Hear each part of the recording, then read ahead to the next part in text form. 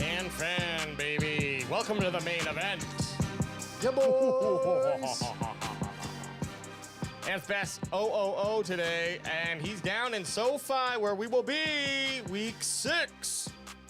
You think they would have better lighting in this place? Like all this lighting behind me is drowning me out. But beautiful stadium down here. Yeah, well, you did sneak in, so I mean, what is going on, fellas? How you doing? I'm doing. You know what? I'm doing okay. Are we all back on social media now? We took our Monday off of social media. Now we're all back battling, or what? Yeah, I mean, there wasn't really much to battle back on. I think you just kind of had to take the kicks and the licks, and that was that. You just had to take your whipping. Yeah. So I still have a hard time doing it. Like I still have a hard time when people talk shit about the game. It's like, let me talk shit about it, but I don't want you to all talk shit about it. But when you get smacked out 42-10, you don't really have a choice, I guess. No, it was, I feel like this was the toughest week for me. I couldn't not listen to what other people were talking about. And it was not a good week for being a Cowboy fan so far. Bounce back season. It's bounce back season. The silver lining, guys, and we talked about this. There's still lots of time left. It was week 5. And does that sound like a cop-out? Yeah, but let's just say this. Going into the bye week, and I know we're going to jump into it, but I just want to say this. Going into the bye week 4 and 2 is a lot different than going into the bye week 3 and 3. Hey, can we get one of these? Crack them if you got them. Crack them if you got them. I don't have a crack them. I'll have to run upstairs in a minute and grab my own. Wow, what a loser. Who? Is that her? But what do we got happening tonight? What do we got on the docket? Well, guys, let me just make sure I got the right one up here. Okay, yeah. So on today's show, Dak Prescott and the Dallas Cowboys laid an egg in San Francisco. Is it time to panic? Can Dak Prescott recover from this? Can the Cowboys recover from this? And what do you all think of CMC and Micah Parsons' jersey swap?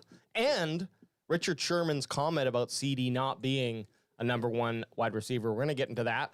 We'll also be checking out the NFL power rankings to see if the Cowboys can remain in the top 10, but history has me thinking that they ain't going to be so kind to them boys. After reminiscing on this game that we'd rather forget, we're going to move on to week 6 to Los Angeles to take on the Chargers at SoFi Stadium where Ant currently is right now. The ball kicks off Monday at 5:15, and we're going to be traveling to this game, and we'll be doing like a post-game live show on location and some fun stuff, pre and during game probably too, that will be releasing to you guys. So we hope you will join us for that. You started off very nice saying they laid an egg. That's the nicest way you could say what the Cowboys did, laying an egg. That is very PG-13 of you. And we have to welcome AJ back to the show. It was weird not having you on the live stream on the game. I didn't like it, and I don't want that devil bastard back ever again. I know. He's bad luck. Not a lot of people are fans of Clayton. So, yeah, then we'll finish off the show with, of course, score and bold predictions, make some week 6 bets, and discuss some fantasy football. Guys, this week we will do the score predictions. Yes. Well, I was going to say, Yes. are we the reason that we got blown out so bad because we didn't do bold predictions or score predictions? I think Is it actually our fault? Wow, we are pathetic losers, man. We are off to a terrible start. I feel like we're the Cowboys right now. Yeah. And as always, one of our most important people who are riding out there with us, the Can Fan Maniacs in the chat. What's up, fellas? Sup. We got What's up, chat? What's shaking? Gus is in there. Ruben Cano's in there. Our boy Kilo C, EJ Savage, Ikran the Flowers. OGs. Yeah, we got a lot of OGs in tonight's show. Showing that love for some CeeDee Lamb. Everyone's already talking about it in the chat. So Yeah, it they're got heaty waiting for it. got They're heaty waiting for it. got heaty online today. It did. It really did. Adam, I can't read our menu on there, so I don't want to. Were you just exposing my desktop? No, I'm so behind baseball. When I go into this mode, it's called studio mode. I can make changes to the upcoming thing without letting our guests or our fans know what we're doing. That's a little bit behind baseball here in the Millennium Falcon.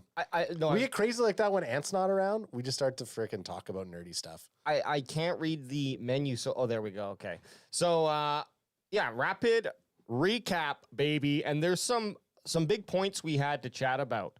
And I mean, we can start wherever we want, but essentially, are we in panic mode? Is Dak and the boys going to be able to recover from this? Micah swapping that jersey with CMC, and then Micah swapping that tongue kiss with CMC. Yeah. Just a sloppy full face kiss. What would I feel like the jersey swap's worse than the full face kiss.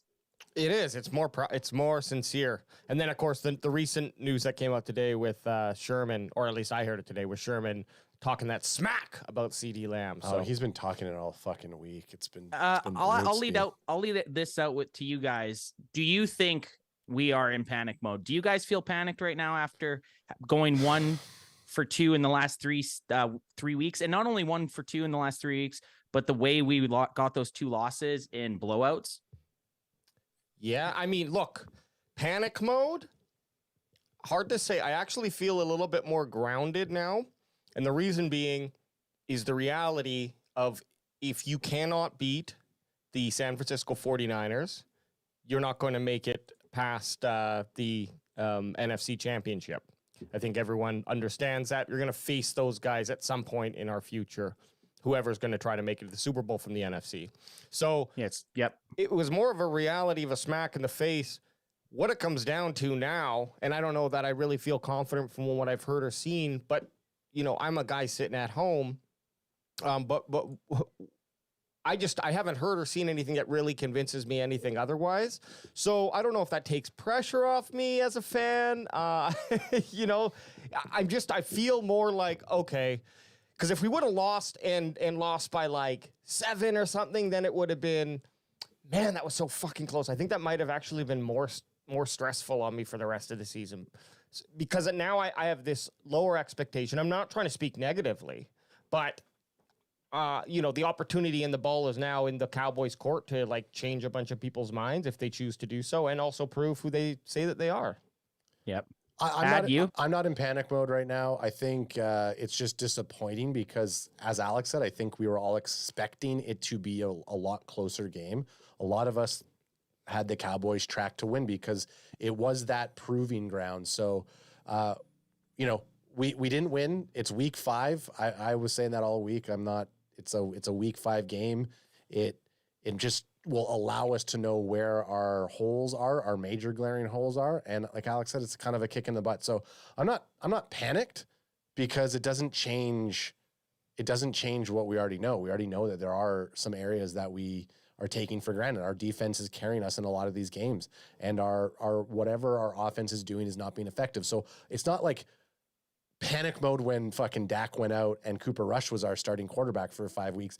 That was a little bit of a panic mode. That was more of a panic mode. I was on panic mode. Yeah. Yeah. So, but like, and again, the loss sucks.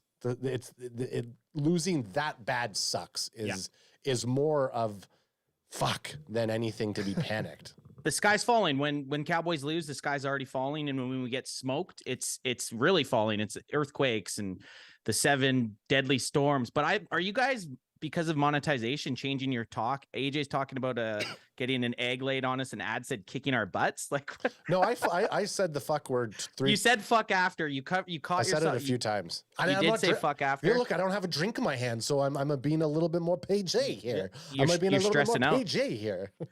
Laid an egg. I just heard that saying. It must have been in my head. I just like it. But what should I have said? Laid a fat, stanky deuce. Sucked a giant wiener or something. I don't know. Any something like that. But as far as panicking for me, I don't know if I'm panicking yet. If we go to SoFi and I think even if we go to SoFi and we lose, I'm starting to get a little bit nervous. But like I said at the very start of the show, there's a huge difference between 4-2 going into the bye week and 3-3 going into the bye week. Yeah. Especially if we go into the bye week 3-3 and the Eagles continue to win. If the Eagles go to 6-0 and we're 3-3, well, the division's almost out of reach. So we pretty much have to stay within 2 games of the Eagles and then win both games against the Eagles. We got to start thinking about that. We gave up that Cardinals loss, which kind of got rid of our margin for error. And then we got absolutely the floor wiped with us against the 49ers. But I'm not panicking yet. I'll wait till after the Chargers game to see if I'm panicking or not. Sorry, real quick, just something that came to mind while I was just doing some Cowboys research on PFF, which is we used to dog it. Now it's one of my favorite sites just to fucking go through and He's a jerk off to fucking the analytics. this stat whore. But I only dog it when it doesn't go with what I want to yeah, argue. exactly. Then I say this is fucking bullshit. How do they even come up with these metrics? But no, the strength of schedule. Figure that out. The lower that it is, the easier that schedule is.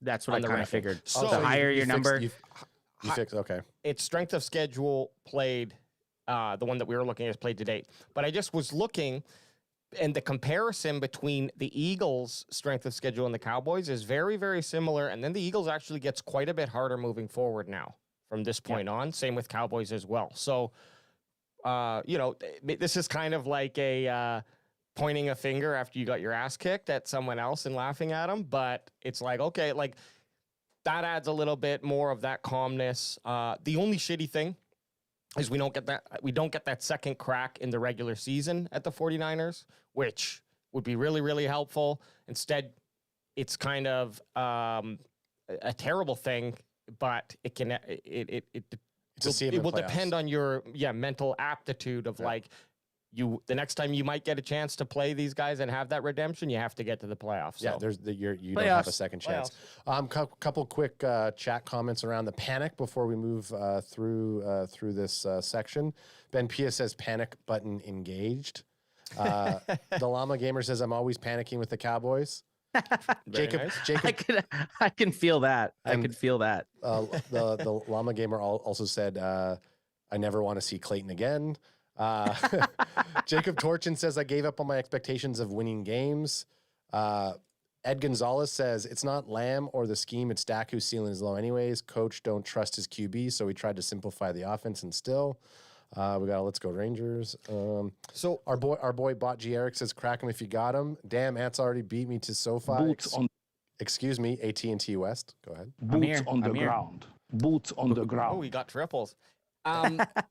Well, let's keep going with our rapid recap. We'll be able to hit chat there after. I'm just going. There was a good the panicking thing here. I just wanted to. There was a good lead out though, and someone had brought up Micah. Someone had talked about Micah there quickly, and I think that's a good segue into Micah's comments after the game. And I kind of wanted to. I have kind of mixed feelings about Micah's comments about George Kittle after. So again, I'm going to let you guys lead out and I want to hear what you guys think about it. Did you think it was stupid him going out and talking? He's got his podcast that he runs right after the games. So he obviously was out there talking about the George Kittle wearing the Fuck Dallas shirt. What do you guys think about it? Well, for the Fuck Dallas thing. Okay, hang on a sec. I pulled up the wrong clip. I have no problem with Kittle doing it, to be quite honest. Like, I mean, if someone would have wore a fuck 49er shirt, I would have loved it. So, yeah, if you get your ass kicked, you can't really say shit. You just have to kind of sit there and take it. I think Curse had a quote, something similar to what I just said. So he must have been listening to me. But yeah, like it's that's just J-Ron's quote was, if you don't want the guy to have that celebration, he decided to have that celebration, don't let him score a touchdown. Yeah. Right. The best way to not have a guy score and celebrate, or the best way to not have someone celebrate, is to stop them. So, yeah, exactly. Yeah. I mean, like, look, and Micah Parson, obviously everyone's tuning in on Mondays to hear what he has to say. It felt like he was a little non-existent in the game.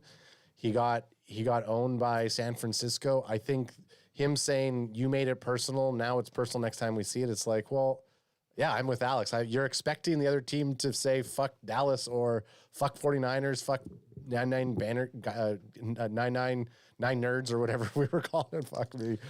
Did you just seizure? Did you just have a seizure? But like, him even going out to do the jersey swap, like, you know what? Like, look, if he collects, I don't give a shit. But it seems a little weird that you would be not pissed off and mad that you lost so bad. Not even like a close win. Like if it was 42-38 San Francisco and he's out there swapping and it was like a barn burner game. Hard fought game. You're doing it. But there's like mutual respect. Just like an embarrassing loss. Like that's the only thing that just felt a little weird. It's like, dude, like, do you not care as much as you're telling us that you care? Or does let's hear this clip. I want to hear this clip because I haven't even watched this George Kittle clip, to be honest. And I do want to hit on the jersey after. But let's Let's hear what Mike has to say here.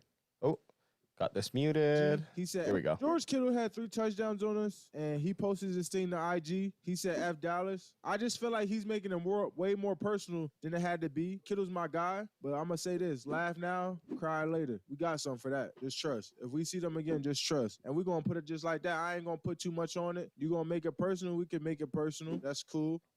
He should have made it personal. You shouldn't need George Kittle to go out and wear a fuck Dallas shirt to make it personal in my mind. You should be going out and feeling that way every single game. You shouldn't need an extra amount of, I don't even know the word. You shouldn't need a bigger reason to go out there and make it personal. Obviously, Kittle came in pumped up. Obviously, the San Francisco 49ers came in pumped up, and we didn't. And I don't know. I think the talking after the game saying, well, if we play each other again, I got something for it. It's like, well, maybe you should have done it this week. And it's also like, yeah, those are just those are full. Those words are like cake. They crumble to me. Okay. What kind of cake? Probably a really dry lemon cake or something that's really not desirable. Not pumpkin cake for this festivity of Hallows month. Yeah, but I had a pumpkin pie slice on Thanksgiving. Excuse me, and I really enjoyed it. So I don't want to give them that. Pumpkin pie is the bomb. With this whole thing, yeah, my favorite. I think that the game has changed. Obviously, I'm going to sound like an old curmudgeon. Or the game has changed for players. I think you first saw it with basketball, maybe, but they became more like friends because of their position in the sport than they were rivals. Two of my favorite players. I'll only say 2 because I can't remember the third guy, but you guys can help me out. Must not have been of a favorite player then. No, I know. Ray Lewis and who was the guy that played with Ray Lewis, the safety? Ed Reed. Ed Reed and James Harrison. And there's a bunch of guys like this. Paul Amalu too. They played with hate in their heart against the other team when they came out there. They were going to war. Those were their enemies. I haven't felt that from Micah. Like, yeah, sure, he's a Lion, he's out there. But if you're going out there and you have that mentality that he just said right there, you got to go out there and be like, no, I'm going to kill these guys if I get the chance, right? Yeah. Like, I know that sounds really sadistic, but that is what the mentality of those the great defenders of all time had. And then when the game is over, just like UFC fighters, you shake. You say that was a battle. We went to war and we left it all out there. Yeah, right. And that is totally acceptable in my opinion. But to think like it's not personal, like you said, Anth, like it should be personal from if you play Sunday, it should be personal from Monday to the end of the game. I feel like if I know the person better, I want to beat them worse. Yeah. You know, like I feel if I was ever playing against Ad in any sport, I'd want to kill him. The biggest exactly. You want to be able to have that bragging right. And the biggest thing that I think that, like, if you look at the Cowboys right now and you're thinking that we talked about this a bit on the pod before, where Micah needs to be that defensive leader on the team, where he's vocal, everybody's looking up to him. When they aren't performing well, he's saying things to get mad. I've heard him on a couple of interviews say that he's not really vocal he's not a vocal person. He'll show with his playing. So possibly I'm stretching it, trying to put him in that role. But when you hear him talking in a bunch of these situations, and again, this is just as a fan and eyeball testing it, when they're down or they're losing or he's getting double teamed and he's not having the game that he's supposed to, you kind of you see him, the maturity level, and you see kind of how he's reacting on the sidelines. And a lot of people in the chat, EJ Savage, Boys of the Zones, is saying exactly Mike is still a kid. Ed Gonzalez says, I forgive Mike. He's still a kid, really. He is younger. He needs to mature. And I think that once we see him kind of mature into that, like, more of a veteran player, because he still hasn't played that many years. And he's still a young guy. I think we'll get a little bit more of that dog that you're looking for, because like right now, is it too much to put on his shoulders right now to be that guy? Like, sure, he's an awesome player and he's accelerated to like the elite in his class, in his position group, but does he need to be that leader if he's not? Well, you look at Ed Reed and you look at like a Ray Lewis, you look at probably like a Fred Warner, any of these like strong defensive players, and I just brought up Fred Warner right now, because guarantee you in the huddles or on the sounds of the sideline for them, you're hearing those guys be the most vocal to the team, getting the team riled up. We never see Micah kind of going through and talking like one-on-one with his players. A lot of it's him like, dabbing people up, and then him like always kind of staring off. You don't ever see him kind of like propelling other people around him to kind of get going. Challenging them. You need a guy like, imagine Micah, he is the best player on the defense, challenging you to be better, saying, hey man, I'm out here doing it. I need you. I'm getting triple teamed on every play. You need to Sounds like a dream. Sounds like a dream to me. But the thing is, all these Hall of Fame players, like Ad said, these guys, I mean, barring like Troy Polamalu, who never talked much because he had other guys on the defense that could do the talking. You need to be that guy as a linebacker, as a defensive end. I want to see Micah get up and get at it a little bit more than he has been these last, mainly during the losses. Yeah, and I get that argument, but if the player doesn't have it in him, you're going to end up with more frustrations like that, because he needs someone who's going to come over and say, hey, like, wake the fuck up, like, let's go. And that might be D-Law. It could be D-Law. It could be Llama Gamer's second string. It could be second string. It could be Curse. It could be someone who is not the best on the team, but Brandon Aubrey. Could be Brandon Aubrey. I'm at this point, look for anyone who can get some motivation. But I think in the long term, for when Micah is truly in his veteran status, and I think maybe that comes second contract. You can argue the 5th year as well. But then it's like, I think that should naturally come out, and he should also discover what type of leader is, because like you just mentioned, Troy Polamalu went out there and led by example, and I'm sure that he had good things to say, but he's not the guy who's going to fire you up and with his words. Yeah. So, well, I mean, like, and again, everybody's looking at Dak as being the leader of the team, which is great. Yeah, you have your offensive leaders who are going to be vocal. Defense, like we're talking about, it's kind of, I feel like it could be a J-Ron. It could be a lot of people are saying it was Diggs, that player on the defense that would get everybody kind of amped up and going. You never really hear Trevon Diggs kind of be vocal like that. But on sounds of the sideline, you always heard him screaming and cheering and getting up. And anytime something big happened, he was quite vocal. You didn't hear it outside of that, but maybe that's a good point. Maybe Trey was that guy. Yeah. So and I must say though, it does feel like perhaps we're missing that voice at this point. I'm not saying it doesn't exist, but that voice is just not loud. Not loud enough. But I also will say too, like, I mean, last thought on this. I hate. Yeah, it is the last. I hated how good a lot of the fucking San Francisco 49er defense guys were, and then after the game, it kind of cycled through on my YouTube as I was listening to someone else, and it kind of went to Fred Warner talking about the game, and it's like, man, I hate him even more because he's such a good interview. He's like the nicest guy, very smart, very specific with what he says. Any team would love to have him. Yeah. Anyways. Oh yeah, definitely. This we can just kind of wrap up the Micah discussion, but it does kind of lead into our next player of question. I just want to show this jersey swap video for everyone out there. Do you want me to bring it up? Is that what you're saying? You can bring it up just to close this out. Here's that moment. I do just want to say this though. I do understand it. We are fans, and this like it's fucking game over when this happens to us. But take a perspective of your own work, and I'm not trying to compare us to NFL players, but this is their job. They go out there. It's like when you go to, I don't know, something that we would all go to, a work event or something. There's guys out there who you like would much rather talk to or like hang out with, or you just respect more than the other guys. And they might even be the only other guys on your crew or on your own team. So like, I do have that little, what's the word? Understand, like I can understand it's different for NFL players in these moments, right? So there is that. I still don't like it, and it just sucks that it happened on such a big blowout. Still gonna wear his jersey. I don't mind it if it's a close game and hard fought, but yeah, I want someone that's pissed off when they get smoked. Like, I don't care if you're a professional losing 42-10.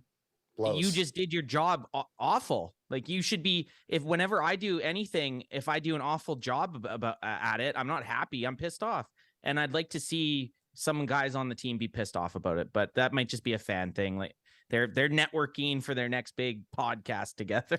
Yeah, I mean, the other... seeing the lion.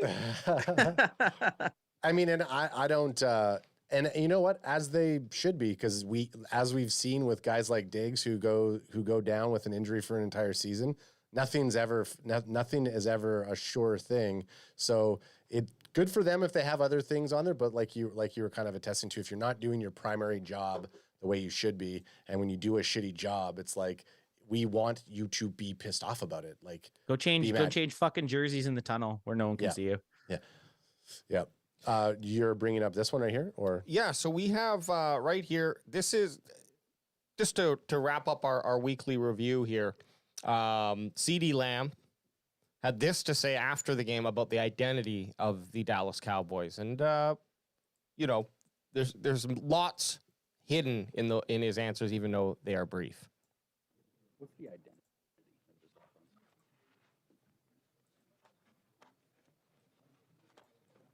I don't know. So sorry, I guess we can't hear the reported question. He goes, ask the CeeDee Lamb, what's the identity of the Dallas Cowboys offense? I don't know. I don't know. And shouldn't you know after 5 weeks? I guess so. Are you interviewing him? Yeah, well, I know the question. You were interviewing CeeDee Lamb. I was post-game? But essentially he says, I don't know what the identity is, and the reporter rebutes, well, shouldn't you know after 5 weeks? And he goes, I guess so. He's got a defeatist attitude. See, I don't know if it's defeatist. I think I would rather see this attitude being pissed off and choke that you just got your asses kicked 42-10 than being out there switching your fucking jersey with someone. I'd rather a guy be like, yeah, I don't know. I don't know. I'm confused why we just got beat 42-10 instead of being out there switching a jersey with Fred Warner. You know, I don't know if CeeDee Lamb was out there switching jerseys, but you didn't see any pictures of him. He looks genuinely pissed off. I know this feeling. This is how I get when I'm mad. I just don't. And it's shitty. This is another thing as a professional football player. After big wins, you have to talk to reporters. Yeah. And after big losses, you have to talk to reporters. He's clearly pissed off. He's pissed off because he thinks he's a better player and he feels like he could help the team win. And he doesn't feel like he had the opportunity to get that. Could he have done it a little bit better? I think it's kind of that thing. This is the opposite side of the spectrum from the Micah switching jerseys thing, right? I think this is the other side of it where this guy genuinely is pissed off that they got their asses kicked. Well, maybe defeatist was the wrong word because I didn't necessarily mean it negatively. Yep. He's emotional. He's an emotional player. So CeeDee Lamb, to go back to our conversation about leaders, I don't think that you want to ever put him in a position where he's a leader. 88s should be special and they should be treated as such, and they should get special treatment if you believe they're 88s, right? Like, you have a weapon on your team who we've seen it in movies, we've seen it in real life.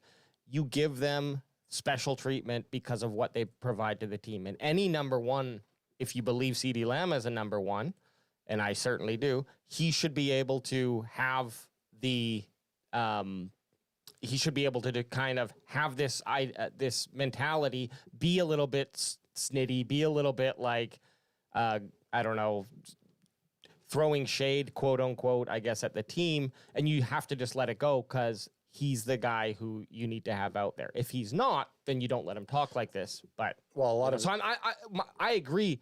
Like I don't think he should. I don't think there's anything wrong. I think this is expected, and you just let your star weapons do that. Yeah, I mean, like a game like that, you're so embarrassed you don't want to talk to people. Is kind of, you're just like, I don't know. That's just, it's bad. Now, when you talk about 88s being that person, Michael Irvin and Des Bryant would have had probably a lot more to say post that because they were both very vocal 88s. CeeDee's, we don't really see CeeDee as that much of a vocal 88, but as the number one receiver, you're not getting, you got one fucking touchdown in 5 weeks of playing. That's not good. You should be upset.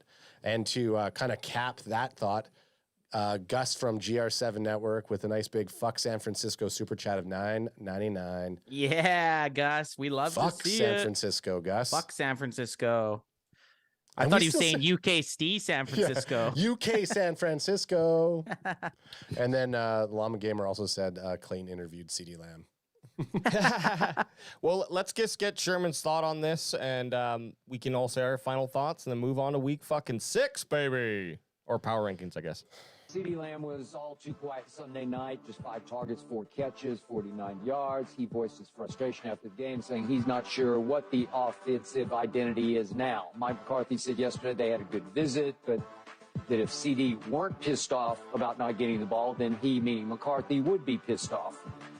On yesterday's show, Richard, you and Michael Irvin made the case Dak just doesn't have enough help at receiver, starting with CD, who you called sort of a fringy number 1 receiver at best. So, to that point, has CD been overrated? If you think he's a bona fide, hey, line up out there 1, then yeah, that's overrated because and I do. There are number 1s in the league. So you're Fuck saying yeah, he's in a Skip. conversation with Justin Jefferson, Tyreek Hill, Devontae Adams, Jamar Chase, Stephon Diggs, AJ Brown, Cooper Kupp, Debo Samuel, Terry McLaurin, and Mike Evans. You're saying he's in that conversation? Yes, in the conversation. Then you're not watching it. The conversation he's in is with guys like Jalen Waddle, like Garrett Wilson Jr., Tyler Lockett, T. Higgins, Brandon Ayuk, Chris Godwin. Those guys, pretty good. Those are really good guys. I'm not saying they're bad players. I'm saying that's the caliber of receivers that we're talking about. We're talking about, and those are really good receivers in the National Football League. I'm not saying he's a bad receiver, but I'm saying if you had Amari Cooper, if you never got rid of your boy Amari Cooper, what would this team look like? They would look really good. He would probably have I got like it. Pause him. 1,500 yards Pause him. Pause him.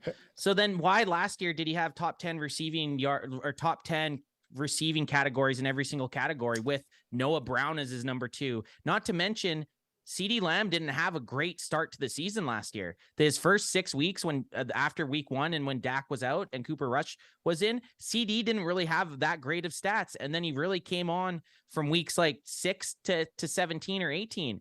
And even so, this season he's had a few good games. He's hit 140 yards. I think it was week 2. He had high 70s in week 1. I think he's definitely a number 1 receiver, and I don't think he's a fringe number 1 receiver. He's definitely a number 1 receiver in my mind, because last year and the year before, 2 years ago in 2021, he put on fringe wide receiver 1 numbers. Last year, he 100% put up wide receiver 1 stats. Yeah, I mean, you crushed it, dude. Yeah. Hey, take Fuck that, you, Sherman. Fuck you, Sherman. How about that too? Hey, but you know what? How do you deal with animosity? We're about to find out week 6, but before we do that, boys, Adam, if you want to get chat, Yeah, so I'll get the power rankings here. so Gus was saying that he tried to put fuck San Francisco, but YouTube wouldn't let him, and I said that's hey, YouTube's be dogging you. Oh, that's what Classic the UK, YouTube. Okay. Classic YouTube. Dakman says, well, first off, Lama Gamer said that Sherman's a bum. Dakman saying CD has had back-to-back 1,000-yard seasons.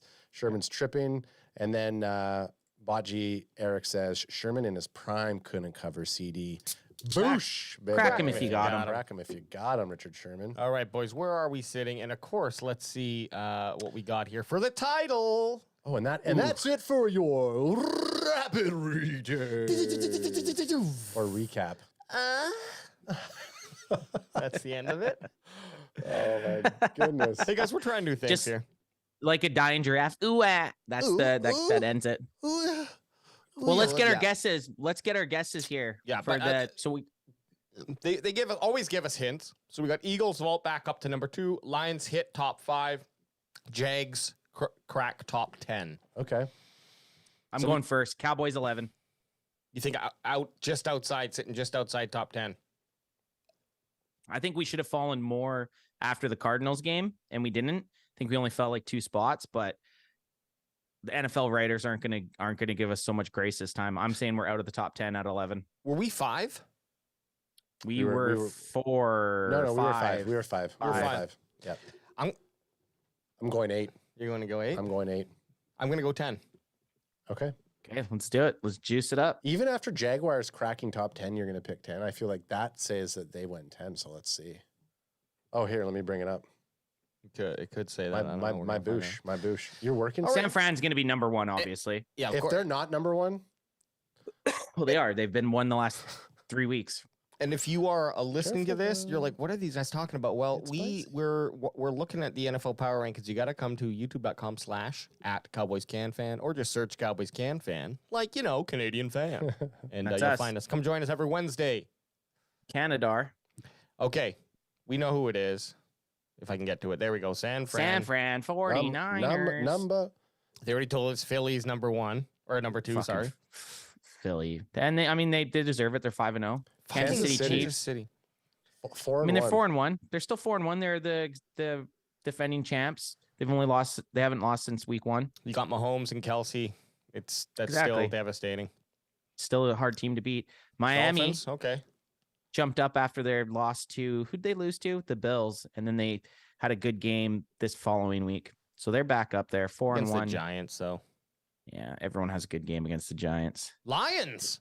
Detroit Lions. Moving up. Moving on up. Jinx. Here we go. Buffalo Bills dropping 3. Interesting. We're going to be 7. Oh, whoa. Well,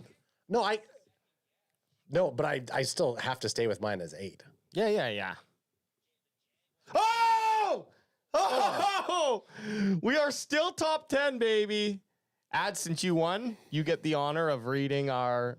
Oh, shit. What the fuck happened there? Okay. So So the video just popped up. You got to watch this. Get out of here. a rough loss to the Cardinals in week 3 was followed by a laughter win against the Patriots in week 4, then a full-on tail whipping, a.k.a. ass-kipping, from the 49ers. What do we make of...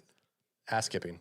I like ass kipping. What do we make of this team after the past 3 weeks? Dak Prescott had an awful night on Sunday, as did Tony Pollard, who disappeared after his first quarter fumble. Even the fallback defense was tarred and feathered to the point where it's fair to challenge that unit's lofty reputation. Lofty reputation? Fuck you. The 49ers stood up to Dallas' toughness and pushed back several times into the end zone. The Cowboys face old friend Kellen Moore and the Chargers in prime time this coming Monday, which will be in attendance. And you can bet that Moore ass took close notes on what Kyle Shanahan achieved Sunday. Will Dallas bounce back? ? Or limp it into week 7 bye at 3-3. Dun dun dun. No. Yeah.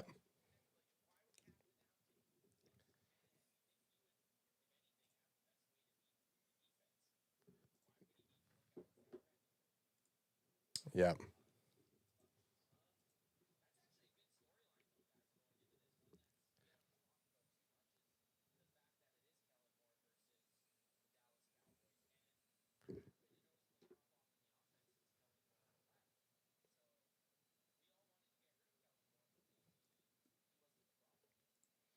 I mean, it is what it is. Here we are. We're going to go face him, and I do hope we pound him in the round hole, as it were. Pound who? I mean, I'm not, like you said, like they are used to playing against Kellen Moore. So Kellen Moore has a different offense, and I feel like the Cowboys defense is going to be better than the Chargers offense. We're going to obviously go through it and see, but I don't think Kellen Moore is going to be that just like Trey Lance wasn't a secret factor when we faced the 49ers win, and just like Zeke and Will Grier weren't the deciding factor for the Patriots when they faced the Cowboys. Hey, we're about to find out, guys, live and in-house. And with that, Adam, if you clear my screen. Yep. Here's the thing, though. There must be a lot of weight put on the number 1 team beating you. Okay, we took it really hard because we foresee a future where that obstacle is going to be there again, and we damn well hope it will be, and we know it's going to be. So, I can see that being like, you're right, Ant. The Cardinals' loss should have been much more significant than this loss.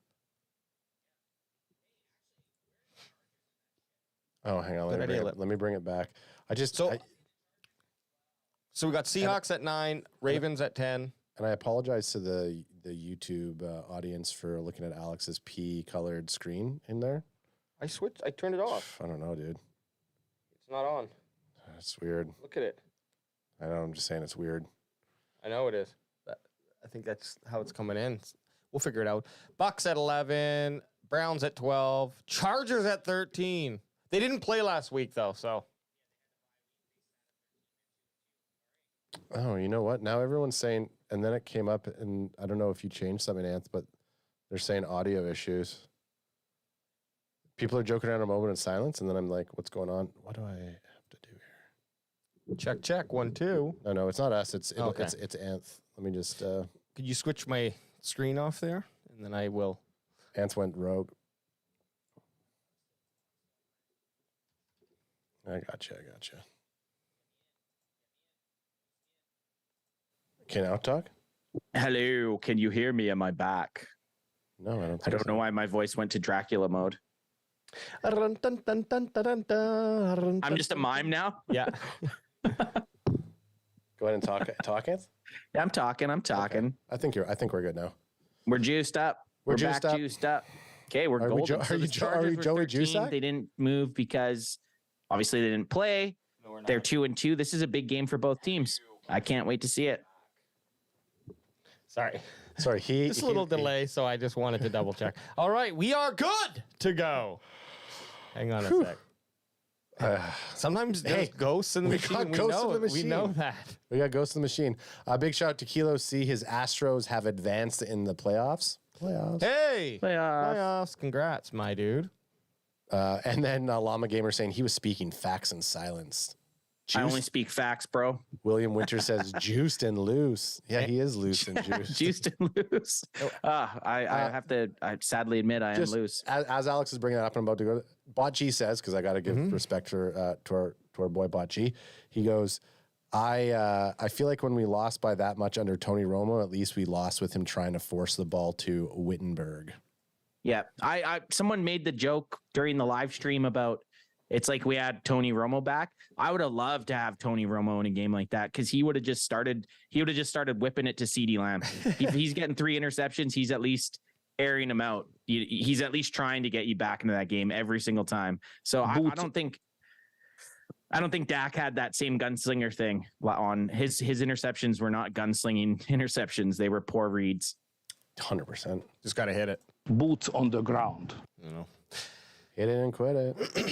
But yeah, guys, week 6 game preview. Here we go. Wow.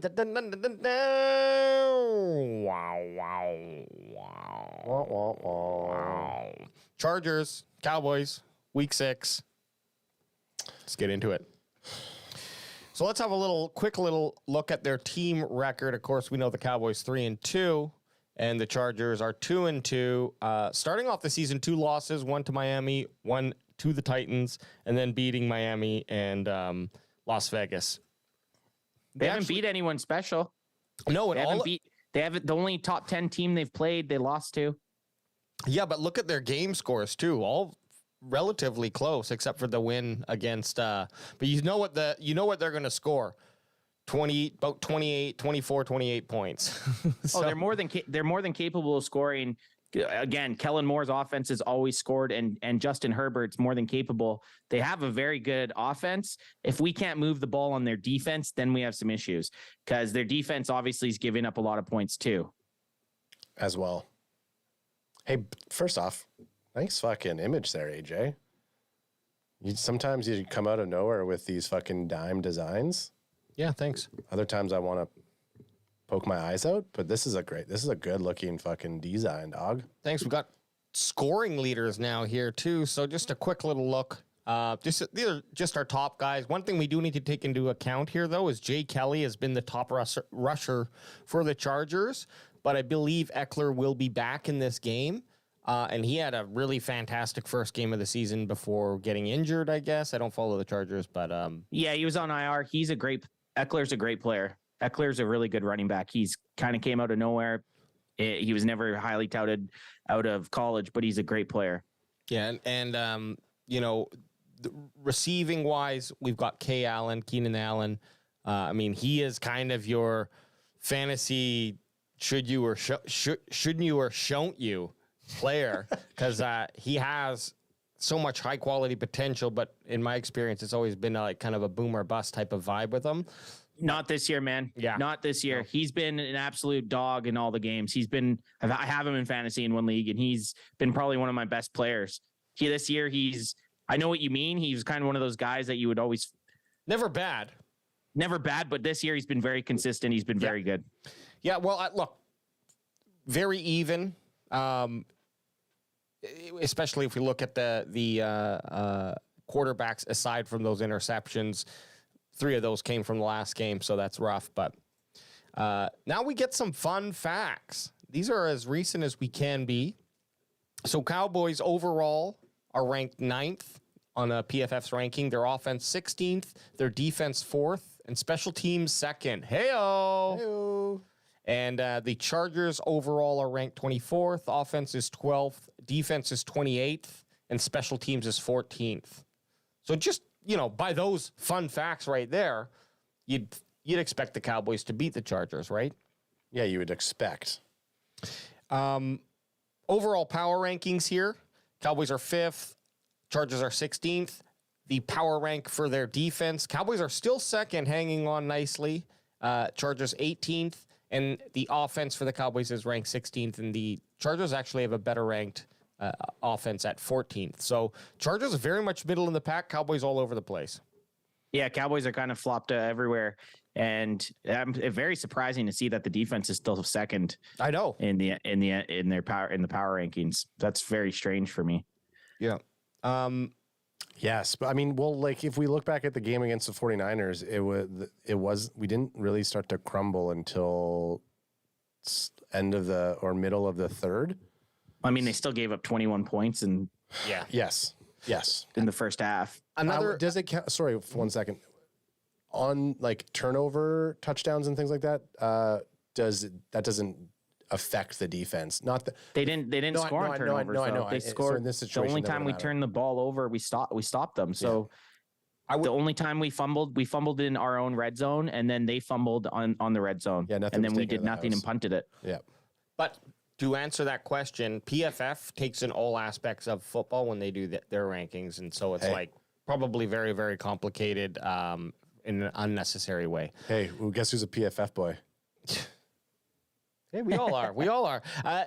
One big thing we also like to look at is that run to pass ratio, and we've got basically 4.5 out of 10 run plays for Cowboys, and only 3.6 out of 10 run plays for the Chargers. So the Chargers like to huck 'em, chuck 'em. Yeah, they do, and that's a fitting offense for Keelan Moore, vanilla pudding. This is the type of offense that we have to get a lead against, and we have to then send the boys. We got to get the ball, take the ball at the start of the game, march down, score some points, let your defense get out there and sack Justin Herbert. That's what we got to do. Yep. Pencil it in, turn it around and pencil it. Now, this injury reports, I believe, are up to date. I don't think anything changed here, but of course, on the Cowboys, we won't go over the obvious ones, but we got Turpin. Is he out now? Yeah, he's out. Turpin's on IR, I'm pretty sure. Turpin and he's maybe not officially, both put on IR. Turpin wasn't on IR. He was just. I thought he was. He was being checked out. He's the one that Van Der Esch has gone to IR, but Turpin, they're saying they're still checking through to him on what they're going to do. So probably then, because it's Wednesday, they just haven't maybe officially made that move. But we know that Turpin, Goodwin, and Van Der Esch are all being placed on IR. Hendershot's out with a leg injury, questionable with a leg injury, and Wilson is also questionable with his leg injury. So things are getting thin, boys. Sorry, it was CJ Goodwin. CJ Goodwin's been listed as out for season.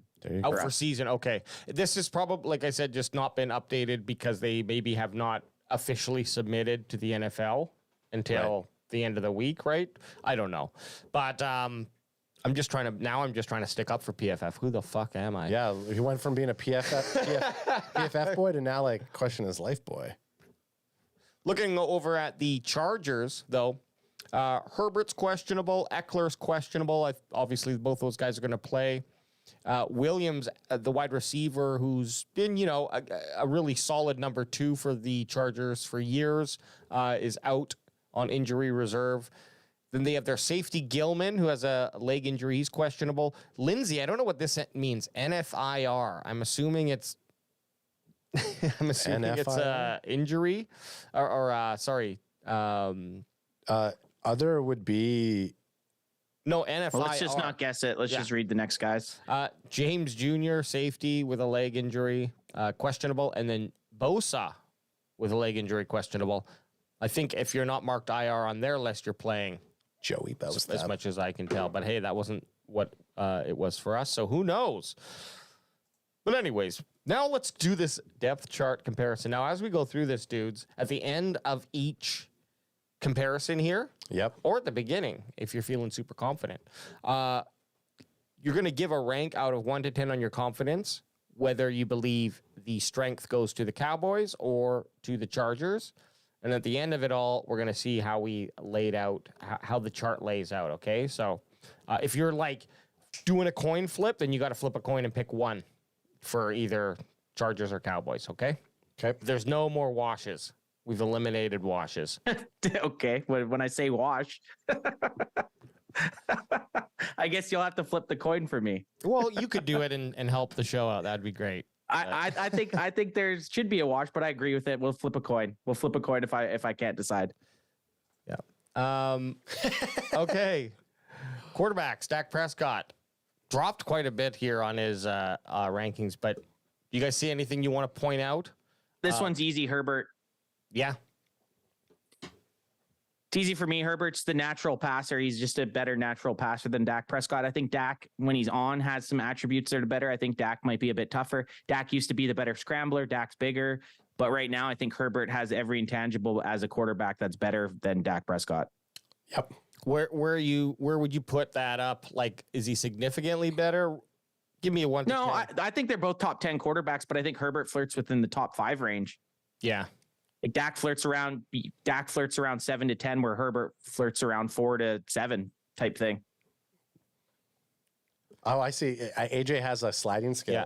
So okay, he'll be posting it at the end. It's a pretty nice little graphic. Just behind there. baseball, I thought we chatted about this, so I didn't. It does seem like maybe it's a surprise to you guys. No, I knew it wasn't a surprise. I just wanted to take the piss out of you a little bit because Anth likes his watch. Fun. I know.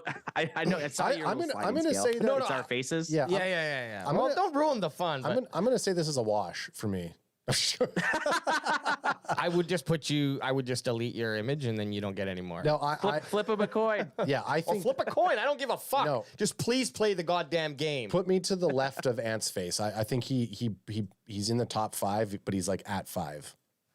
Okay, so right now, you guys are at like 2 and 3 on that confidence. Okay, does that seem right for you? Sure. Okay, moving forward, let's just give me a number so it helps just with the placement. Oh, we have to give you a number. Well, I'm saying Justin Herbert 1 is better than Dak Prescott. Is that I'm fully confident that he's the better quarterback. Like than 10 out of Dak 10 Prescott. confident. That was yeah. Okay, and you're right there. When you guys both, it just cut out. My bad. I didn't hear what you guys said there. No, my earphone or my earplugs are. AJ's just trying. Let's just move on. We'll figure it out later. Yeah. I would say, I'm going to have to agree that Herbert is probably the better QB, especially after last game. I'm like saying he's, about a 5 out of 10 better than Dak Prescott. So if Prescott played just a little bit better, man, we'd have a different conversation. But Dak can definitely. This doesn't mean that Dak can't have a better game than Justin Herbert. He just hasn't been better this season yet. Like if you're picking a quarterback, you're picking not Dak Prescott. You're picking Justin Herbert at the moment. And one of the real fun stats that I liked here was it's called TWP, and it's basically like throws where they could possibly turn over a play. Dak Prescott's percent is 2.7%. Justin Herbert is 3.4%.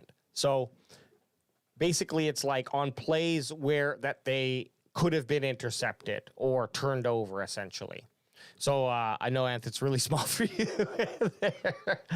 And you know what? We've already made our decisions, but in the future, if we come to a time where you do need to do a coin flip, we can come to this section of the document here. But look, that little tiny difference, it's only like, I think, 0.7% difference. But in the scheme of 3%, 0.7 is a big chunk.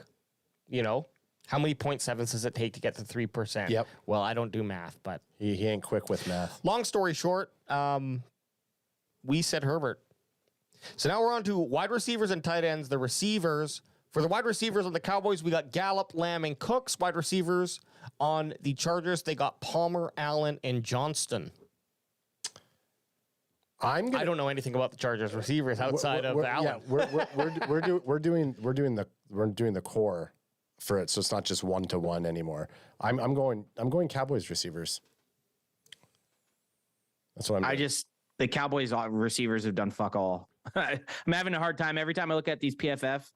Yes, I know. We always have the better looking receivers, but we haven't fucking done anything. You know, I'm starting to it's starting to get hard to say the Cowboys wide receivers. I look at this. Yeah, Gallup, Lamb, and Cook should be better than Palmer, Allen, and Johnson, but they haven't been. They haven't been better. The Chargers lost their wide receiver 2 a couple weeks ago, and we have the more veteran guys. But again, I think the quarterback that's going to feel protected in the pocket and look confident in the pocket is going to have the better receivers. And I'm going with the Chargers here again. Yeah, exercise with the 6 confidence. Ooh. Okay, Daddy. That's significant, and that's putting pressure on CeeDee Lamb and the boys. I'm going a 2 out of 10 confidence for the Cowboys receivers over the Chargers. Just because of the amount of them, or I think the squad looks better. I thought the exercises, a lot of them, the positional battles, like it's not obviously you have to take into account the quarterback, but when we get to like the offensive line or the defensive line, we're not taking into account the offense or the defense that they're playing against. So I'm just trying to look at them as the grouping. You can do your rank based on whatever factors you want. Yeah, that's why I explained. Yeah. That's why I explained where I got mine for there. And I gave you your specific number. I did like it.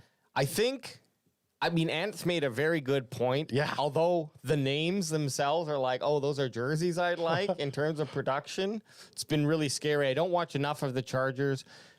I think Allen's the best receiver, so I do have to tilt it towards the Chargers. But I'm really, really hoping for all of the. I mean, we haven't seen Cooks come out and play yet, but I hope all 3 of them come out on Monday night because we're there. I do feel like for us talking about possibly having 3 wide receivers have over 1,000 yards this season, that feels like a fucking long shot now. To me, I was gonna say I need them to win back my trust, because usually I would have went the Cowboys wide receivers and they've been dog shit. They've been one of our worst positional groups as a whole. And does that fall back a little bit on our quarterback play? Yeah, it might. But until a wide receiver really, or multiple wide receivers have a good game, it's hard for me to pick them. Yeah, agreed. How about tight ends, guys? And we can look at the group. I only put Ferguson and Everett up here, but obviously I think Cowboys have more depth in that group. That's got to be a wash, right? I'm not going to change. Yeah, I'm just going to. You know what? If you do a wash, that's fine. I'm just going to do a digital coin flip. I'm going Fergalicious. I'm going Fergalicious too. I actually had Fergalicious. I thought I forgot that I didn't see that we had a tight end thing on there. I thought the grouping on the screen here was what we're going. So I was including Fergie in my wide receivers. I'm still going to go Fergie. I'm still going to go Fergie over Everett as well. Yeah, so I wondered what you were saying there. No, it's still by position group, but just to kind of shorten our sheets down here. I want mine exactly where my face is. 2 out of 10 better than the Chargers. He had his best game as a Cowboy last week. And this is the thing. This is why I feel comfortable going with Ferguson here, because he did look good last week and he looked good the week before. Every target he's getting a chance on, he catches and he makes something happen with it. So I'm going with Fergie, definitely.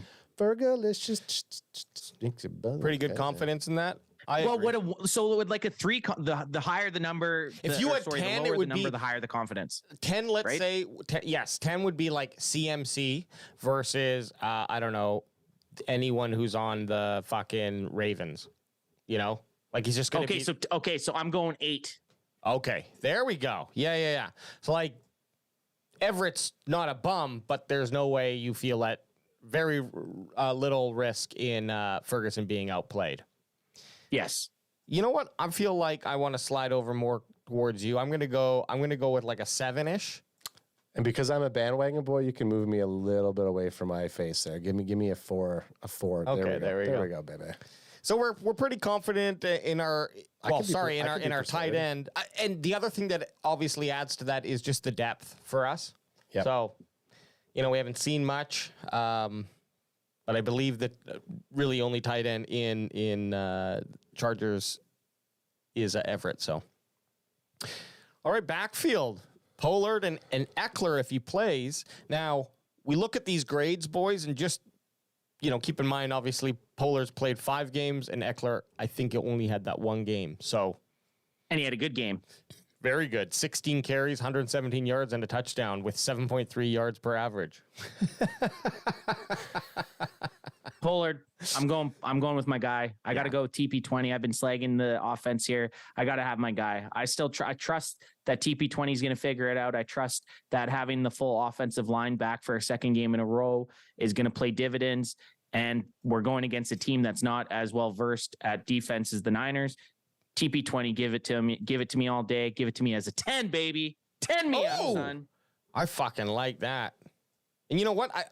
I tend to agree. Yeah. Sure, he tend to agree. I tend to agree. He had Eckler did have that great game, and sure that warrants concern. But Pollard's numbers, although they might not be at the same pace, he's still doing a 4.2 yard per carry average, which we've always been happy with. And he's out there playing consistently. So, and he's taken in a few games, he's taken quite a few snaps, quite a few chances with the football. So, yeah, I'm gonna have to. Eckler 7.3 yards per carry. It is nuts, but it's one game. That he did have a good game. Holy, that's impressive. Only for that reason, I can't meet you at 10, but I can meet you pretty high. Yeah, I'm going right behind AJ there for TP20. Okay. Here we go with the trench battle. Now, guys, there's a lot of numbers up on here. And the way that I had to do it is because we missed it kind of on the last one is there's different players that show up for different formations. So I want to give us the full smorgasbord. So let's use our imaginations when we're looking at it. And also, we need to take into account, even though that Parsons is here part of the D-line, that his role might be just necessarily reduced on the line. But still, for the sake of keeping things consistent, we keep him here on the D-line right now. Okay. But going across our line, we got Parsons, Odigizua, Armstrong, Hankins, Lawrence, and Fowler Jr. Yep. And on the Chargers defensive line, Bosa, Tuipulotu, I think I said that right. Johnson, Joseph Day, Matlock, Fox, and Mack. That's Khalil Mack, right? Yeah. Yep. So here's the interesting thing. If you look at the colors, of course, we got those really unhydrated players in Chargers territory, all very low ranked, and Bosa too. But are you still concerned about Bosa? Oh yeah, you got to be concerned about Bosa. He's a great player. He could definitely hurt you for a couple sacks in a game. And Khalil Mack is an absolute beast too. So sure, their PFF grades aren't the greatest. But again, you look at our guys with D-Law, you look at Micah Parsons, you look at Fowler Jr. I just think our depth plus our playmakers are just a little bit better. So again, I got to side. This is where I'm going to side with the Cowboys. And confidence-wise, I'm going with a solid 7. All right. I think that's fair. I think that's fair. I'm not really concerned about anyone outside of Bosa and Mack. And then when you look at our line, sure, we like Michael Parsons, Lawrence. I love Fowler Jr., and he's had some good plays. And the surprising one to see is Hankins here. Not really ranked very well, but just knowing our boys, even not looking at the colors, I gotta give it to him at a 5. And the only reason it's not very high is because Bosa and Mack could just be that much damaging that it just doesn't effing matter. Bosa and Mack sounds like a great TV series. Yeah, I'm gonna go put me sandwiched in between you two there. Tony Goat Romo's in the house. Say what's up, Tony. Describe a little bit about what you're saying because no one else knows what you're saying. So we're looking at a sliding scale. No. Just explain your point. This is going to be the surprise. Yeah, no one can see that. I know. I'm looking at. And is this sandwich me between you two? Say your damn fucking point. Why are you sandwiching them between us? I'm sandwiching because I agree with everything that you guys are saying. I believe in our line, even if Hankins has that dehydrated rating. I believe our defensive line is the heart of our offense when we are pass rushing the way that we have on the other teams that we've blown out. And we haven't seen it against San Francisco, and we didn't get to see it against a team like Arizona. And I think with a guy like Herbert who likes to sling it out there and the type of offense that Kellen Moore has, like I want to see that D-line pass rush that motherfucking quarterback. Well, So there should be a lot of opportunity, so that's a good thing. When we look at our O-line, gentlemen, it seems like we're going to have 4 T's and a Z. Smith, Beatas, Martin, and Steele. And they're only going to get better this week. This is their second time playing together. You're obviously going to get that continuity the more they play together, which is great. Again, we have a future Hall of Famer in Zach Martin, a fringe Hall of Famer in Tyron Smith, a first-round draft pick in Tyler Smith, Terrence Steele freshly signed off of a big contract, then Beatas, who's just been super consistent. I'll be honest, I don't know a lot about the Chargers offensive line. I think they had, I'm looking at their names here. Slater was, I believe, a first round pick a couple of years ago. But again, I just trust this team and I trust this offensive line when they're all playing together. So I gotta side with the offensive line with a high confidence. I'm going to go with a solid 7 again. I have 7 out of 10 confidence that this offensive line is better than the Chargers offensive line. I'm 10 out of 10 confident that our 4 T's and a Z is better than the Chargers O-line. Yeah, and I'm right there with you. We're both 10 out of 10s. And the reason is, Anth, is because you sold me on this being their second game together. That first one was a really rough game to be together. Not the team you want to, well, maybe it is the team you want to play, but, not the result that we got. So you're just going to see an easier competition after them, right? So You're right. It's not a great matchup for the team, for the offensive line, the San Fran 49ers last week, but they're definitely playing against an easier defense this week. So 4 T's and a Z's and TP20 are gonna do a train on the Chargers. Yeah, and well, there's a lot of piss yellow on that side too. So we got a lot of earth tones, a lot of nature tones. Greens, browns, yellows. And when you got me, as I was in the middle of trying to give a nice shout out to Tony Goat Romo, he's trolling us in the chat, saying trade CD to Arizona for Kyler Murray. Maybe we should rebuild. Mozzie's a bust. We should have traded up for Bijan. There we go. Tony, you are fucking hitting all. You must have got a lot of messages. You must have got a lot of comments this week. And he's saying it with that big TGR smile on his face as he's doing it.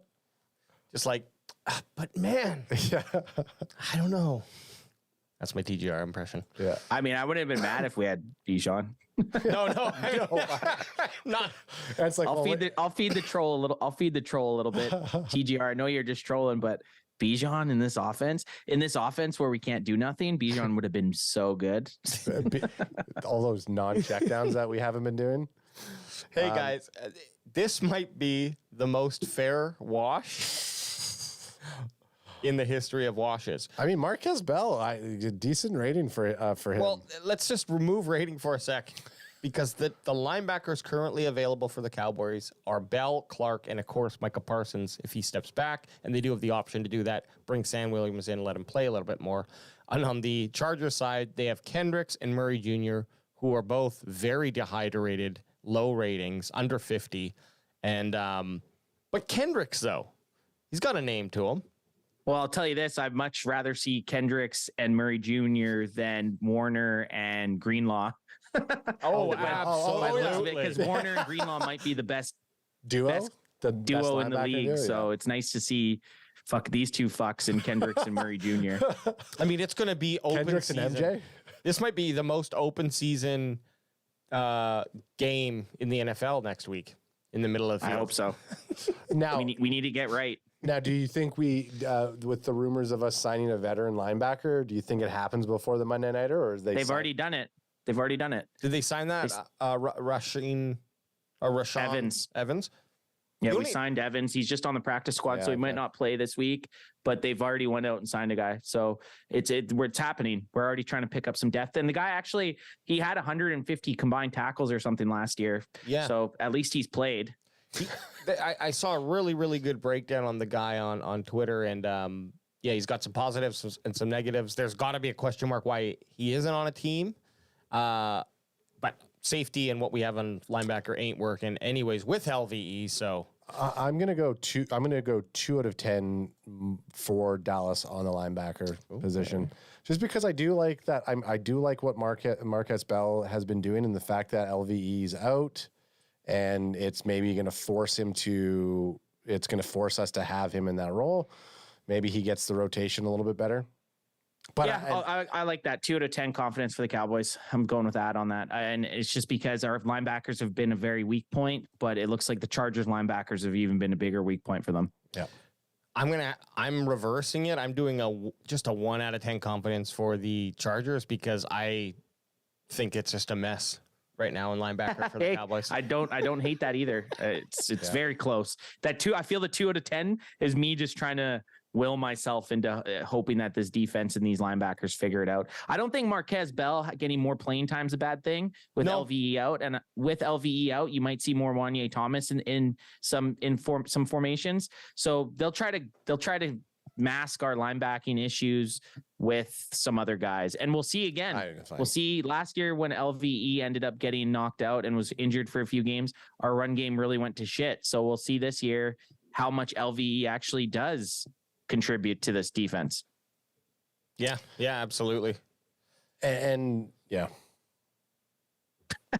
What? That's it? No, I was going to say, we're talking about the run game, and people were earlier on. I've asked a couple of times, what about Mozzie? I mean, in terms of having now your linebackers suffer like this, like the situation that we're in right now, you'd expect that first rounder pick to really clutch it up in a scenario like this, but he has almost felt like he's been non-existent in that run game, that stoppage effort. He's not like he's not even showing up on depth charts when we exactly. And like sometimes when you're watching, like, has Mozzie Smith been playing? Is it just a thing where he needs to play more, or I don't know? This is definitely something I do not like to see here with our boy Dono Dub. Yeah, so Dono Dub off to a rough start, and Curse, man, fucking Curse and Dono Dub, our boys. So we got Hooker, Wilson, and Curse versus Gilman and James Jr. for the Chargers. But boys, we had a really high hopes and for a good reason. We thought that our safeties were S tiered. Yeah. I still believe it's been an issue. It's been an issue. Yeah, it's not that we were just saying S because that's their position letter. Oh yeah. Well, yeah, they're S. Put them in S. S for whatever reason is just above A in video games, and that's what we do. Unfortunately, S right now stands for shitty. Shitty. Yeah, shite. I wonder though, is it because that they were scheming to fill in for more of a linebacker role, and that really sacrificed their ability to like play safety more openly, or is that just not?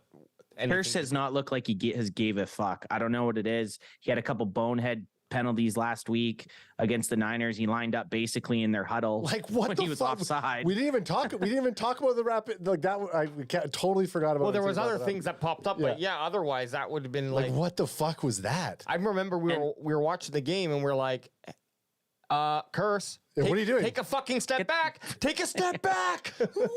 And of course, it was a third down and 5, which really sucked because they got the first down. Wilson, we have high hopes. Wilson going into the season, he obviously got hurt. I think it was the first day of training camp, and I don't know if he's just trying to find his football legs back. He did get hurt. He's still in the game against San Francisco. Yeah. But Hooker at least has been kind of holding it down for the boys. I mean, it's a good thing that we have.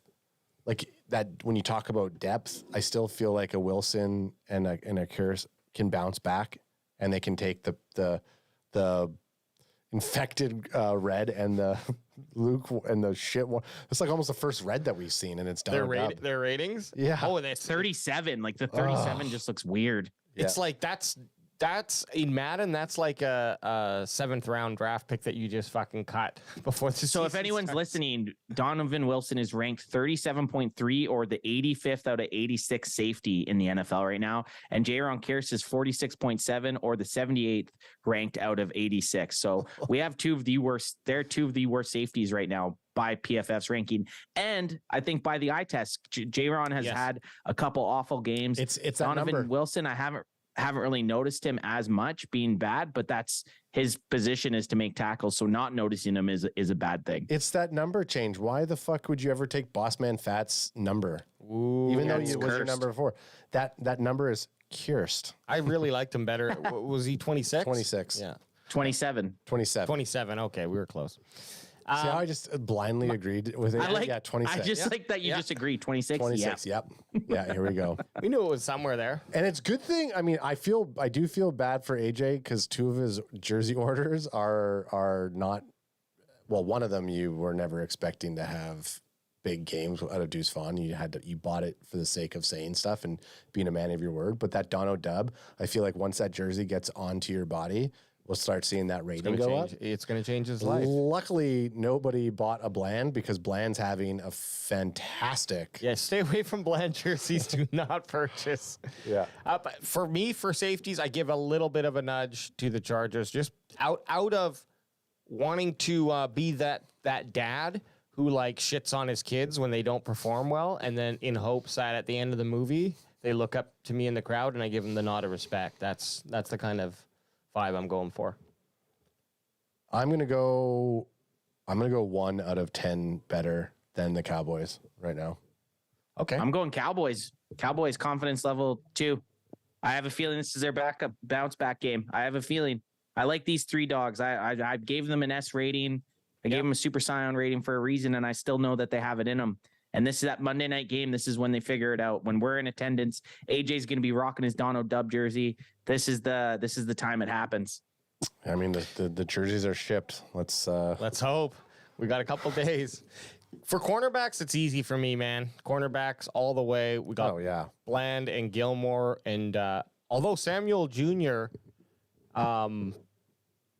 Is going to be a formidable opponent for whoever he's up against, I don't think we're going to have problems with any of these other guys. So pretty high confidence. I'm going to go 6 out of 10 Cowboys. I'm going 10 out of 10 Cowboys. I like that. For the cornerbacks. Not so Bland gets back on track. He gets an interception. Yeah. Gilmore gets an interception. Lewis gets an interception. Let's move on. 10 out of 10. Let's go. Let's Cowboys. go, baby. All right, our final Llama says Bland can have my kids. Our final hit before we see what we've decided here. Special teams. And let me get this in. Crack him if we Crack him if got you him. got him. Brandon Aubrey, who we had some problems with or thought we were going to have problems with, has only missed that one kick. It was his first kick in the NFL. Otherwise, he's gone 14 for 14. Field goals, 10 out of 11 extra points. And he's got 52 team points. Oh! Attaboy. We look at Cameron Dicker for the Chargers, 6 for 7, 12 for 12 extra points, 30 team points. And they're not using him half as much as we are, or they're using him just as half as much. But then we got our big boy, Brian Anger. You just look at his different stats here compared to J.K. Scott, who punts for the Chargers. Very similar punts, 15 for Anger, 16 for Scott. But it's that, I guess, whatever, punt, something per punt. The average. Yeah, it's your the average yards per 51.3 is your punt average. Versus- And 40.7 is his punt average, which Wow. we're basically getting 11 yards more per punt than the Chargers. That's the big one. The only thing that could kind of sway that is if the other guy has a lot of downs in the 20, like if you're kicking from a spot where you're trying to down it inside the 20. But sure. Anger's a Pro Bowl kicker. Right, because it would kick it back out to the 25 and yeah, okay. And then returns, there's really nothing special on either side of the ball. Our big thing here is I just look at the averages. Cowboys kickoff average is 13.6 versus 19.5 for the Chargers, and then punts 6.7 for the boys and 10.5 for the Chargers. So that's just collective return numbers there. And for me, I mean, Aubrey and Anger themselves just put it at a 10 out of 10 confidence. Yeah. Oh yeah, threesome me up any day with those two guys. They are definitely You can my threesome, pick. You can threesome by a long shot. You can threesome up with us because we're all going 10 out of 10 for the Cowboys special Ooh, teams. everyone hop in a bed. We're getting one bed in LA, baby. Best friends. All right, well, let's have a look at our confidence barometer. Can you say we're Homer? I mean, I think we started out pretty good, guys, and then as we worked our way through. But I don't think that I think all of our this is the magic of me and Adam get a little peek at it, and he's done. Who? Oh, Ant, he just took his headphones out. Ant's done? Is he Ant's still here. Is he fucking with us? Yeah, he's fucking. I can see him. Okay. I can see. I was trying. My headphones were doing some crazy shit. Okay. It sounded like I was underwater. Can you still hear us then? Yeah, I think he can. I was just laughing because Eastside Herald with this comment out of nowhere. Wow, you losers are still here. Yeah, here we are here. Eastside Herald, you're still here. I know. Yeah, we're the Welcome to losers. the You're fucking You're the club. loser commenting on this on us. Like, But- who's the bigger losers? The 3 losers or the big loser? Yeah. Commenting on the losers. But This is why, like, I mean, this is who we are, guys. Yeah. This is who we are. and I think we'll talk post show. Having that graphic, being able to cut to it as you're putting stuff, I think was my favorite part of this whole exercise. So I want us to be able to incorporate your graphic moving around for next show. But we could talk about. I like the surprise, but hey, I mean, we don't get the surprise, so maybe it's not as good. But yeah, for anyone who's Chat's just loving your listening, graphic. we went super heavy Cowboys. The only positions that the Chargers beat us out in was quarterback, wide receiver, and everything kinda else. scary. Everything else is, in most cases, extremely heavy in the Cowboys' favor. So, our confidence is high. We're not as rattled as we said we were. Or I thought I was. Well, I said I'm only panicking if we lose this game. Like, I believe we should win this game. Yeah. Cowboys have a very good bounce back record where Dak Prescott has a very good bounce back record where he loses a game and then he comes out and plays very well the following. I'll panic if we lose this game. So that's kind of where my confidence fell. And the Chargers, they're 2-2. They've only played one top 10 team. The rest of the teams they've played, sure, they've put up some points, but beating the Raiders and I can't even remember the other team they fucking beat, doesn't scare me. Yeah, no, you're right. Their first 4 teams that were nothing really special. Miami, they put up a good fight against them, but I mean, week 1 is such a toss away for a lot of teams now. So You haven't been able to game plan against anyone. and really. and sometimes it's the first time your starters are all hitting the field together. So Yeah, Exactly. it's a hard week. boys, and we're gonna be there for it with Bocce, Eric. 6, yeah. Time for score and boldies, boys. predictions. So last week we didn't do too well, and we're not going to talk about it. We're not bringing it up. Okay. But Score predictions. I'm leading right now. Score prediction, Cowboys. We finally get this offensive monkey off our back. Obviously, we've had some pretty high scoring games, but it's because the defense has also pulled their weight. I think the offense finally figures it out. Dak Prescott has heard the noise. He's going to feed CeeDee Lamb. He's going to feed Brandon Cooks. Aubrey's going to go off with 10 field goals. nice. I'm going to go score prediction 35 for the Cowboys and 24 for the Chargers. So if Aubrey's scoring 30 points, where do the other 5 points come from? A safety, I guess. A safety and a field I don't goal. know. I guess you have to. And it's and it's a punt by Brian Anger, and they run out of the end zone, and then Aubrey comes back and knocks them back into the end zone, and that's how they get the safety. Aubrey gets all the points. I love it. Do you have a score? I'm gonna go 31-27 Okay. Cowboys. That's fair. I'm gonna go 31-24 Cowboys.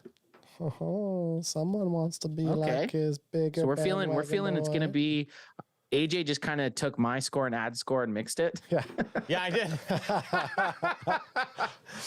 Yeah. Well, my rationale is that I do believe that the Chargers are going to score 24 points. I don't think it's going to be 21 points in the first half, and I think the Cowboys are going to have a bounce back game. They always seem to Do they always seem to do that? I think they do, and They do. The quality of team is just significantly lower. Not to say that they shouldn't be concerned with the Chargers, but that's how my head goes. Before we go to Bolds, we got Llama Gamer saying 24-21 Cowboys. Botchy Eric saying 33-10 for the Cowboys. Then CD shows off his undershirt that reads "Fuck Sherman." Okay. Ooh, that's a good boldie. So I'm not going to go a couple of the other bolds because Llama Gamer's saying they're bold, but Drew Cano 2017 Cowboys, and Dakman saying Cowboys 27, Chargers 17, with a bold of 100 yards receiving for Lamb, 100 yards rushing for Pollard. That's a good bold. That's a good bold. I like that bold. Tough bold. That's a good segue into our bolds. Who wants to go first here? And Joshua worded 28-21 for the Chargers. Who wants to go first? 28-21 for the Chargers. Joshua. I'm gonna say this. This is my bold. Man, I gotta pick one of these guys. It's a safety who's doing piss poor in Wilson. I gotta go with Wilson.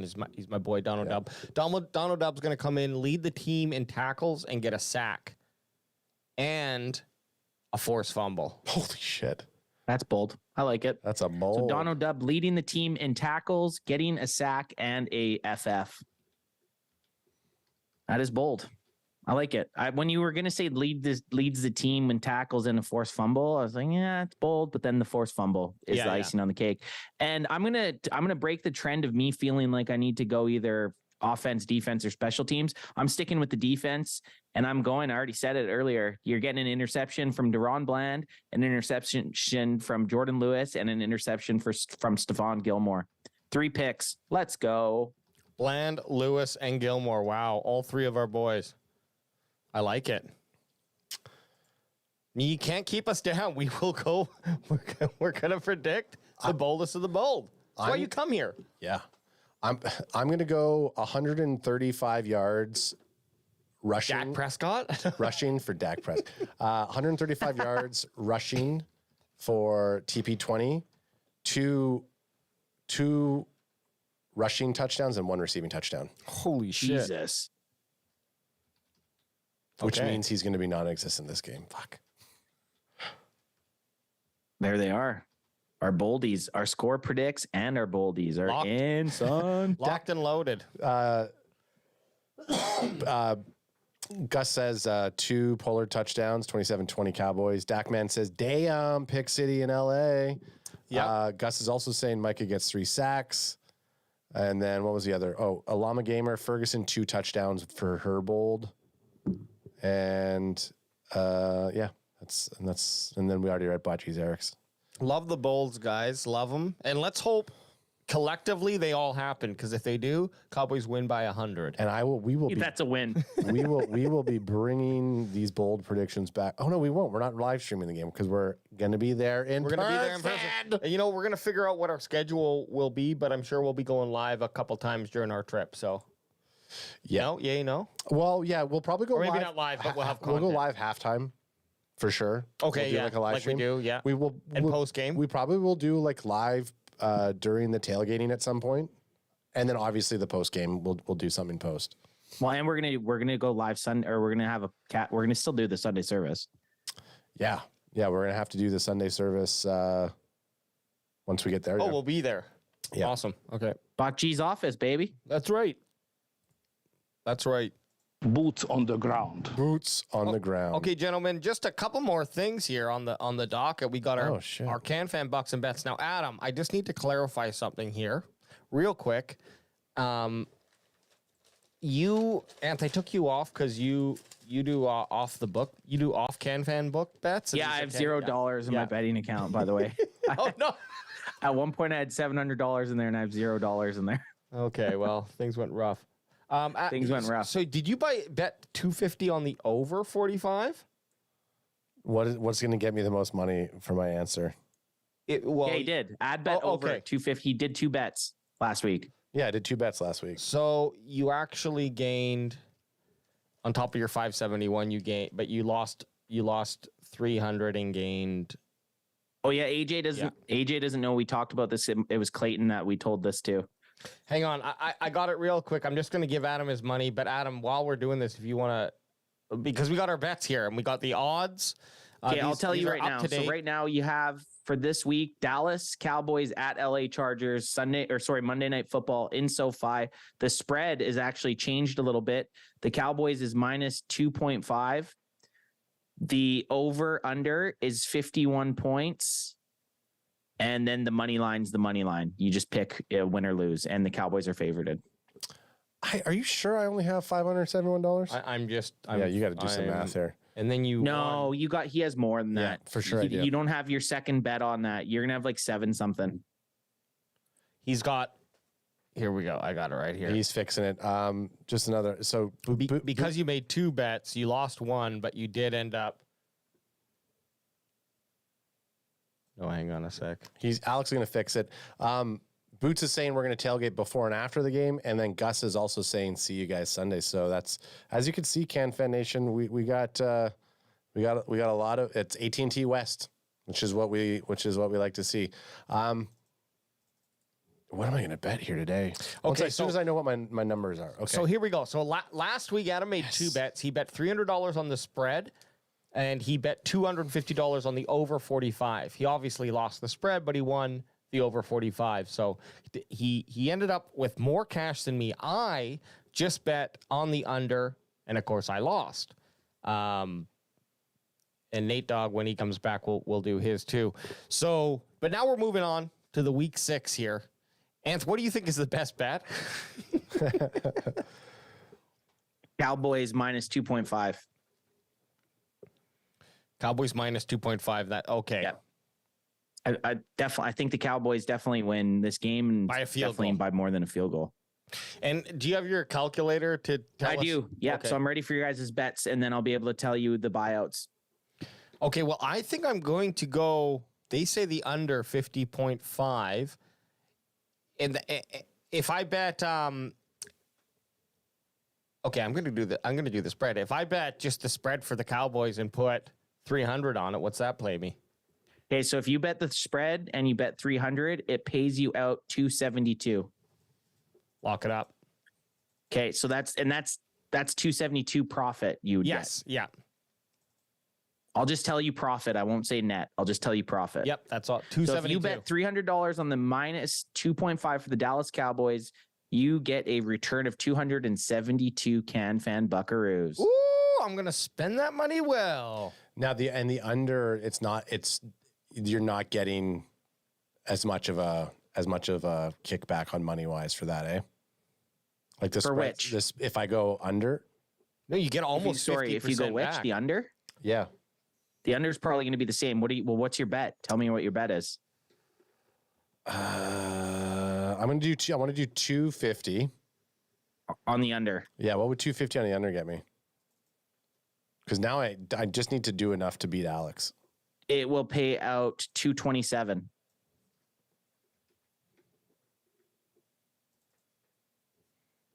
Sorry, AJ, what did I say yours was? 272. And it doesn't really match. Okay, yeah, and then adds yours is 227. Yeah. I'm going to do this. While Adam's contemplating, I am going to be doubling my bet like Adam did last week, and I'm doing under, and I'm putting 250 on it. Okay, which pays out 227. Yep. But 250 is the bet. Yeah, not 300. 250 the bet, and then 227, same as Adam's there. That's the one. I'm putting some risk on this game, baby. I can't let you just do that, though. I know you can't, so I'm putting a little pressure on you. What are you going to do? I'm going to go the spread. No, you know what? You already bet the spread, though. No, I bet the under. No, you didn't. Sorry, AJ did. You said that to me last week. You said that to me. You said the exact same thing last week when I said I wanted to do another one, then you got mad at me. You know what? I'm going to stay. I'm going to be conservative this game. Okay. Well, there we go. Adam bets. I can't believe you guys both bet the under. That's fucking wild. It's a long season. The Chargers have almost scored 30 points every game. Yeah, I feel like I need to adjust the under, but I'm going to go the under. I don't think so. I'm going to go the under. That's a high That is a high under. I don't think the Chargers. I mean, I think I'm going to be wrong on my score prediction. Hey, let me ask you guys this: what are your score predictions? Well, my score prediction is score over predictions. 50, and Both your score predictions are the over. and I think I'm wrong on my score prediction. So Hey, I'm hedging my bets, bro. 55 for AJ and 58 for Ad. Yeah, we better bet the under. what? So on that bet there, if I go, if Yeah, the, this the is un- under for real 50 money. That right there is just for fun. What's But the, you know what I mean? Like what's you the- think what- you predicted a score so in your when head. you go the when you go and the then you un- went against when you it go with the your un- bet. when you go the under here, you can't bet the over on that. Of course you can bet the over, So but what not would- if you bet the under, because then you just make $0. So what would the over be if I bet the over? It'd be the with you? same. Oh well, then go over. I thought you only could pick the under. I'm going to do over. Oh, okay. Yeah, put me at. It's over. called over under because you no, can bet on either of get it. them. Hey, this is the part where you're trying to teach me, and right now I'm just saying you're not doing a very good job. So you're going over. I'm I'm over. keeping mine. Well, I like this because then only one of you is right. That's right. That's right. That's right, Okay. baby. I feel good I about still this. might want to do the spread, but we'll see. Well, you can't now. I know it's already, locked. It's already. So there's our bets. Now we'll just do a real quick Can Fantasy Football Oh my recap. God, that is Kilo ass C kicking. destroyed you. So we got the Week 5 results. Looking across the Cowboys the bandwagon boys squeaked out a victory against Deuce with Jacobs. But the game of the week was Cowboys Can Fan Anth, who was 4-0 going into this game versus Super User, aka Kilo himself. The game was lost, Anth, before 4 p.m. Yep. Or I guess that's 1 Got p.m. smoked. our time. Yeah.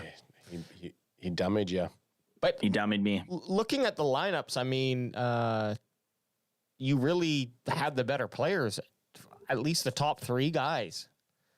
Lamar Jackson to Brock Purdy, James Conner to Gus Edwards, and Christian McCaffrey to Clyde Edwards-Helaire. So You just sometimes don't win. that's true. Yeah. Are you playing Bot G this week, Anth? I'm playing bot G.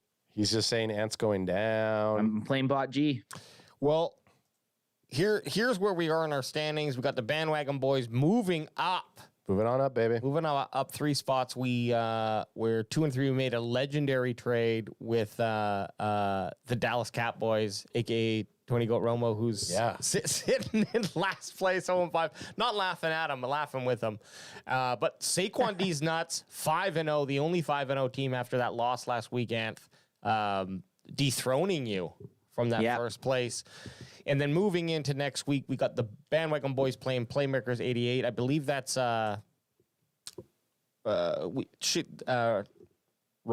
we met him in the airport.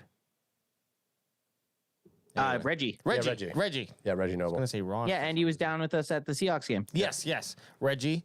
Shout out Reggie. Then Deuce, Dallas Cowboys facing off Dak to the future. Cowboys Can Fan Anth.